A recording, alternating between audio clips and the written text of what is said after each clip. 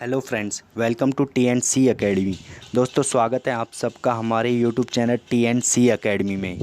तो दोस्तों, आज की जो क्लास होगी वो होगी डेफिनेशन ऑफ वाउचर। वाउचर की क्या डेफिनेशन होती है and how many types of voucher, voucher कितने प्रकार के होते हैं और अधिकतर किन वाउचर का यूज़ होता है। तो स्टार्ट करते हैं हम आज की क्लास को।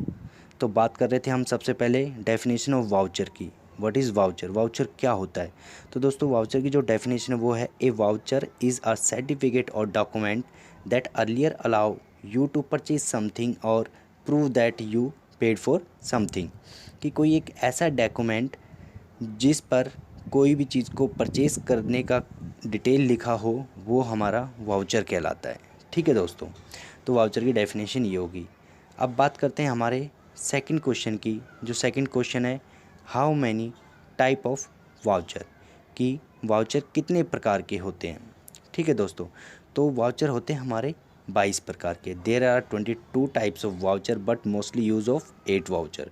कि हम 22 प्रकार के वाउचर होते हैं, लेकिन उसमें से हम 8 वाउचर को अधिकतर यूज़ करते हैं। तो फर्स्ट होता है हमारा परचेज़ वाउचर, जिसकी शॉर्टकट की है F9 टैली के अंदर। अब परचेज़ वाउचर क्या होता है, किसी भी चीज़ को जब हम परचेज़ करते हैं तो उसके लिए जो हमें एक तरह से बिल मिलता है, वो हमारा परचेज़ वाउचर होता है। ठीक उसी तरीके से होता है हमारा सेल वाउचर।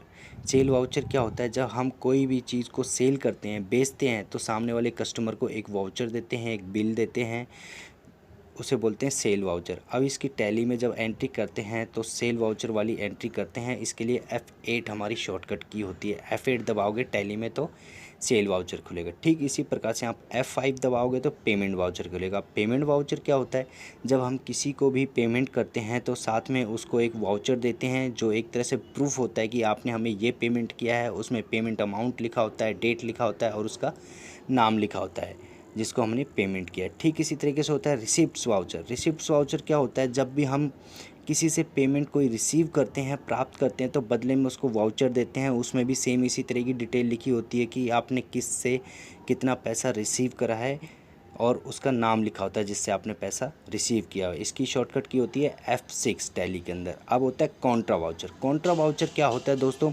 कि टैली के अंदर कॉन्ट्रा वाउचर की जो शॉर्टकट की होती है वो होती है F4।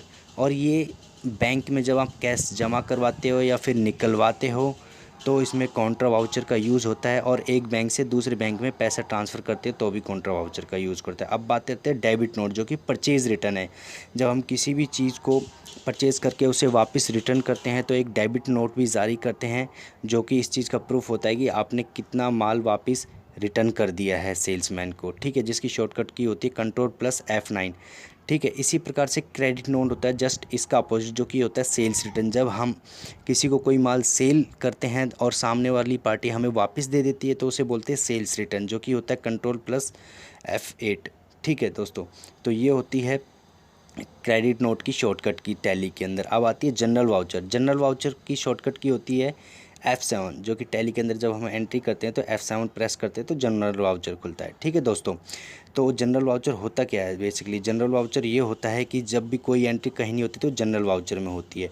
तो दोस्तों, आज की क्लास में हम इतना ही ले